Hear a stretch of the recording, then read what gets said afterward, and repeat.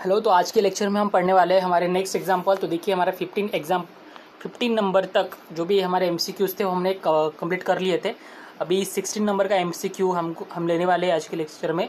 तो बचे हुए जो भी 5 हमारे एमसीक्यूज है वो इस लेक्चर में कवर हो जाएंगे। तो चलिए देखते हैं। फर्स्ट एग्जाम्पल है 16 number. Find the area enclose between the parabola Y square equals to 4x and the line Y is equals to x। तो देखिए आपके टेक्स्ट बुक में बिटवीन टू पैराबोलास दिया हुआ है, तो वो 2 काट दीजिएगा क्योंकि यहाँ पे 2 पैराबोला के इक्वेशन नहीं दिए हुए हैं, एक ही पैराबोला का इक्वेशन है वहाँ पे Y square equals to 4x। और दूसरी जो आपको बस दिखाई दे रहा है y इक्वल्स टू x, ये पैराबोला नहीं है, ये एक लाइन है। तो हम इसको 2 पैराबोलास के बिटवीन का एरिया नहीं निकाल सकते हैं, ठीक है। तो यहाँ पे आपके पास 4 ऑप्शन है, 8/3, 32/3, 16/3 और 4/3।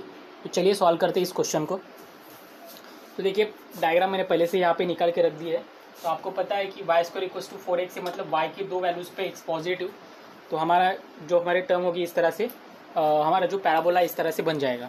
उसके बाद y is equals to x यानी कि x एक्सिस के साथ 45 डिग्री का एंगल करते हुए वो लाइन इस तरह से चली जाएगी। अब इन दोनों का पॉइंट ऑफ इंटरसेक्शन निकालते हैं। तो पॉइंट ऑफ इंटरसेक्शन देखिए y इक्वल्स टू x से पुट कर देंगे इस इक्वेशन में, तो x square is equals to 4x बन जाएगा, यानी कि x square minus 4x equals to 0। तो x माइनस 4 इक्वल्स टू 0 बन जाएगा, यानी कि x equals to 0 x equals to 4। यानी कि जो हमारा पॉइंट ऑफ इंटरसेक्शन का x कोऑर्डिनेट है वो हो जाएगा 4। अगर ये 4 है तो इसका परपेंडिकुलर जो भी यहाँ पे पड़ेगा वो भी 4 ही होगा। तो इसके जो कोऑर्डिनेट होगा, ये पॉइंट जो होगा उसका 40 आपका कोऑर्डिनेट होगा, ठीक है। अभी निकालते हैं एरिया। तो एरिया कौन सा निकालना है, वही शेडेड करके जो एरिया आपको दिखाई दे रहा है वही एरिया हमको फाइंड आउट करना है। तो required area is equals to integration कहाँ से कहाँ तक होगा, 0 से लेकर 4 तक। तो ऊपर वाला जो आपको पार्ट दिख रहा है वो पैराबोला का पार्ट है। तो Y square equals to 4x है और हम एक्स एक्सिस थ्रू जा रहे हैं, यानी कि अंडर रूट 4x यानी कि 2 अंडर रूट x हो जाएगा। तो 2 को मैं बाहर ले लेता हूँ और अंडर रूट x dx बन जाएगा। उसके बाद माइनस इंटीग्रेशन फ्रॉम 0 से लेकर 4 तक। जो नीचे वाली जो कर्व दिखाई दे रहा है वो है लाइन आपकी, जो y is equals to x है, यानी कि x इंटू dx बन जाएगा, ठीक है, क्योंकि हम एक्स एक्सिस थ्रू जा रहे हैं। सो 2 इंटू इसका इंटीग्रेशन तो आपको पता है x to the power 3/2 divided by 3/2 आता है 0 से लेकर 4 तक, और इसका x स्क्वायर बाय 2 आता है 0 से लेकर 4 तक। अभी आपको सॉल्व करना है।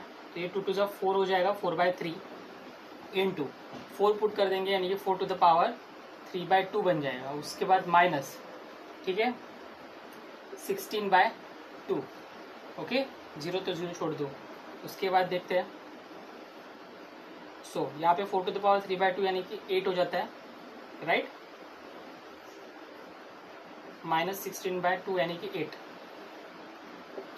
तो ये 32/3 माइनस 8 यानी कि 32 माइनस 24 डिवाइडेड बाय 3 हो जाएगा, यानी कि 8/3 इसका आंसर आएगा, ओके। 32 यस 8/3 स्क्वायर यूनिट इसका आंसर होगा।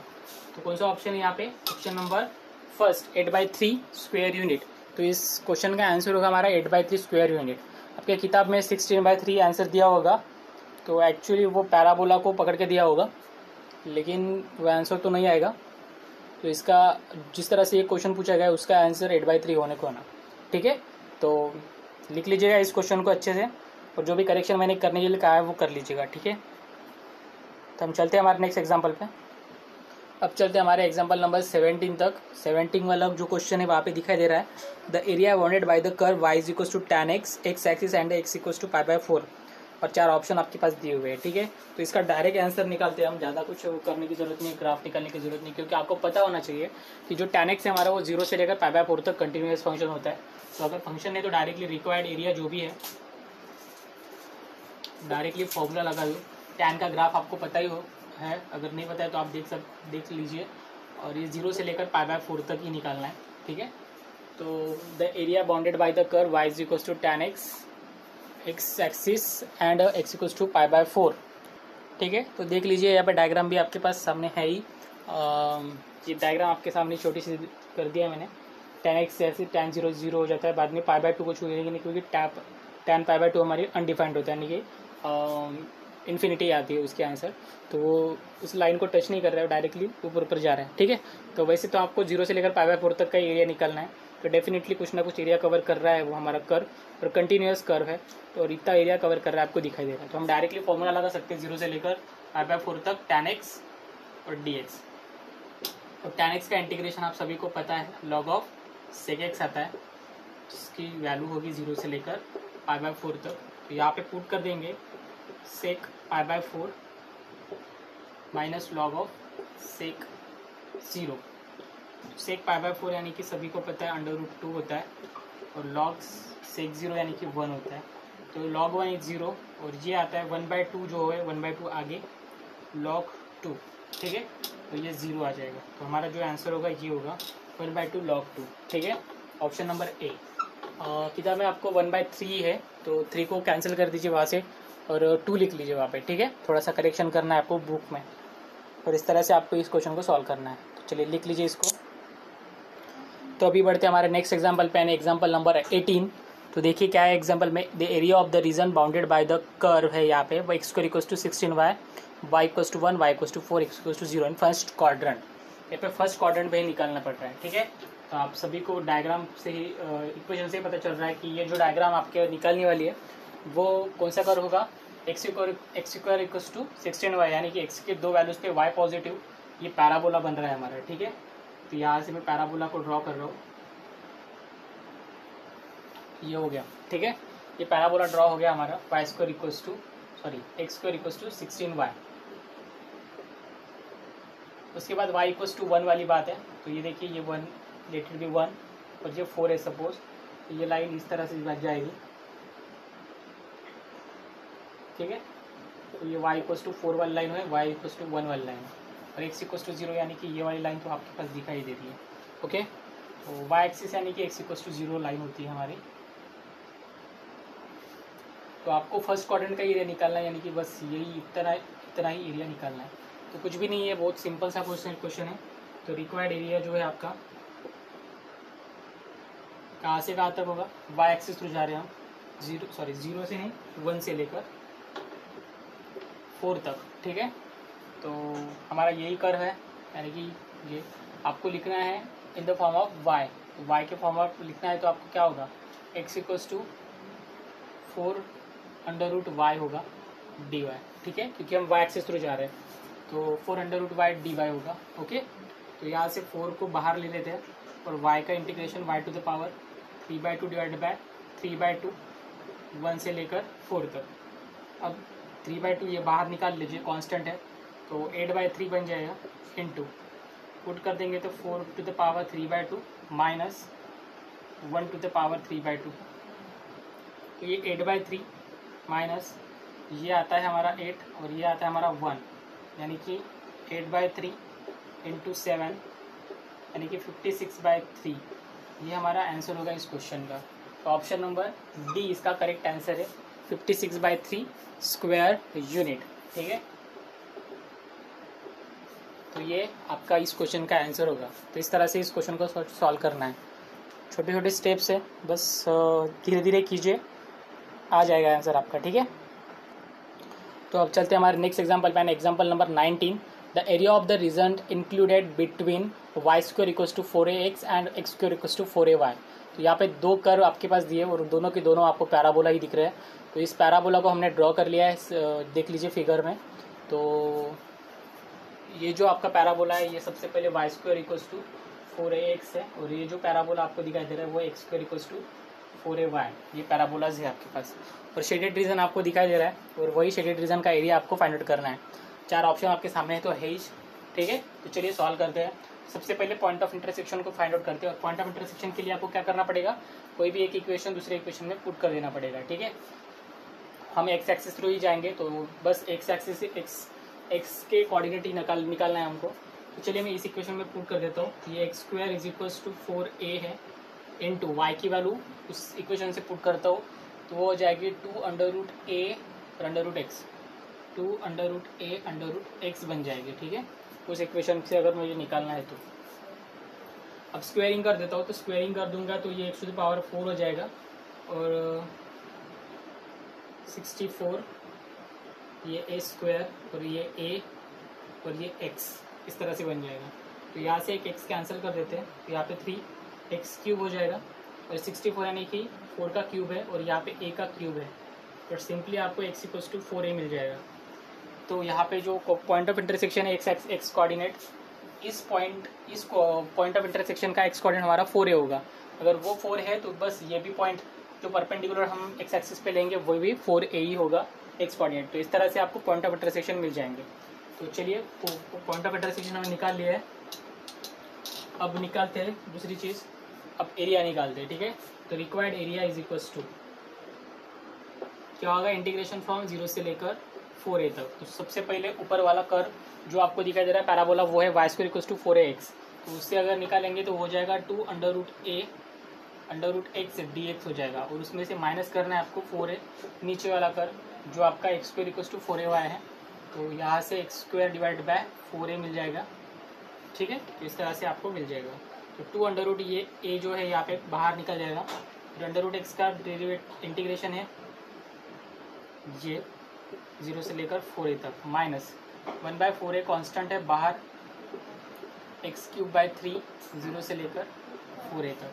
ठीक है, तो ये 2 √a हो गया और ये 2 ऊपर चला जाएगा तो 4/3 √a, और 4a को अगर हम यहाँ पे लिख देते तो 4a⁻³ 3/2, 0 पुट कर देंगे तो 0 ही रहेगा। उसके बाद 1/12a इंटू 4a का क्यूब आ जाएगा। ठीक है, तो चलिए कर लीजिए सॉल्व। ये 4/3 हो गया, ये √a इंटू यहाँ पे a⁻³ 3/2 बन जाएगा, और 4⁻³ 3/2 यानी कि 8 माइनस 1/12a इंटू ये 4 एक बाहर निकाल लीजिए और 16a³। ठीक है, 4 3 क्लियर। तो यस, भी देखते हैं सॉल्व करके क्या होता है। 32/3 ये 1/2 + 3/2 तो a² आ जाएगा। ठीक है, यहाँ से एक a कैंसिल हो रहा है, तो यहाँ पे बचेगा हमारे पास 16a² / 3। ओके, तो देखिए यहाँ से आपको क्या कॉमन निकल रहा है, 16 a² / 3 कॉमन निकाल दे तो 32 माइनस 16 आता है, जिसका आंसर हो रहा है 16a² / 3। बस आपका आंसर आ गया है 16a² / 3 स्क्वायर यूनिट। इस क्वेश्चन का आंसर होगा यानी कि ऑप्शन नंबर ए। तो देख लीजिएगा कैसे सॉल्व किया है। तो हमने बहुत ही इजी और काफ़ी इंपॉर्टेंट एग्जाम्पल है, ये एग्ज़ाम में पूछा जा सकता है आपको। ठीक है, तो अच्छे से कर लीजिएगा इस एग्जाम्पल को। चलिए लिख लीजिए इसको अपने कॉपी पे। चलिए हम चलते हैं हमारे लास्ट MCQ पे मिसलिनियस का। तो क्वेश्चन है the area of the region included between the line x + y = 1 and एक सर्कल का इक्वेशन है x² + y² = 1। ठीक है, तो अगर सर्कल के रेडियस को फाइंड आउट किया जाए तो आपको पता है हमारा जनरल फॉर्म होता है सर्कल का x² + y² = r², और उससे आपको पता चल रहा है कि उसका रेडियस है 1। तो सर्कल आपका 1 यूनिट का सर्कल आपके सामने फिगर में दिखाई दे रहा है। ठीक है, तो वही हमारा सर्कल होगा। उसके बाद x + y = 1, तो यानी कि ये अगर उसका x इंटरसेप्ट और y इंटरसेप्ट निकालते हैं तो वो 1 आएगा, यानी कि डेफिनेटली वो जस्ट उसी तरह से दिखेगा जैसे कि आपको फिगर में दिखाई दे रहा है। ये 1 0 पे कटेगा और यहाँ पे 0 1 पे। ठीक है, तो इस तरह से आपकी लाइन बन जाएगी x + y = 0। तो आपको एरिया कौन सा निकालना है, वो है शेडेड वाला। ओके, तो चलिए फाइंड आउट करते हैं इस एरिया को। तो रिक्वायर्ड एरिया = क्या होगा बताइए, इंटीग्रेशन होगा 0 से लेकर 1 तक। कौन सी फिगर आपको पहले, सर्कल वाला है, तो उससे अगर निकालेंगे तो √1 - x² आ जाएगा dx माइनस इंटीग्रेशन 0 से लेकर 1 तक। ठीक है, ये वाली लाइन है जिसका मतलब y = आता है 1 - x dx। ठीक है, तो इस तरह से बन जाएगा। तो चलिए डायरेक्टली फॉर्मूला लगाते हैं। तो इसका फॉर्मूला क्या होता है, x/2 √1 - x² प्लस a² यानी कि 1/2 साइन इनवर्स x/a, x/a यानी कि x/1, तो जस्ट x होगा। लिमिट होगी 0 से लेकर 1 तक की। उसके बाद माइनस इसका 1 माइनस एक्स का स्क्वायर डिवाइडेड बाय -2, क्योंकि ये माइनस एक्स का कोएफिशिएंट आपको डिवाइड में देना पड़ेगा, ठीक है। तो हमने दे दिया है, ओके। अभी लिमिट पुट करने की ज़रूरत है। तो सबसे पहले तो 1 पुट करके देखते हैं। 1 पुट करेंगे तो ये 1 - 1 0 हो जाएगा, तो ये वाली टर्म तो 0 हो गया। यहाँ पे 1/2 बचा, और साइन इनवर्स 1 यानी कि π/2 होता है, तो यानी कि π/4 इसमें से आ जाएगा जब 1 पुट करेंगे। अब 0 पुट करते हैं तो ये वाली टर्म 0 हो जाएगी, और साइन इनवर्स 0 यानी कि 0 हो जाएगा, तो ये खत्म। उसके बाद माइनस, अभी इसको निकालते हैं। तो सबसे पहले तो 1 पुट करेंगे तो 1 - 1 0 हो जाएगा, तो फर्स्ट 0 हो गया। उसके बाद माइनस, अगर 0 पुट करते हैं तो 1 - 0 यानी कि 1/2, 1/-2 है, ठीक है। तो इस तरह से π/4 माइनस माइनस प्लस हो गया, प्लस 1/2, तो π/4 - 1/2 इसका आंसर होगा, यानी कि ऑप्शन नंबर सी इसका करेक्ट आंसर होगा, ठीक है। तो इस तरह से इस क्वेश्चन को सॉल्व करना था, और ज़्यादा कुछ बड़ा नहीं था क्वेश्चन। तो चलिए इस क्वेश्चन को लिख लीजिएगा। आज के लिए इतना ही है, और बस कल के लेक्चर में हम अगले क्वेश्चन को पढ़ेंगे। सो चलिए राइट डाउन दिस।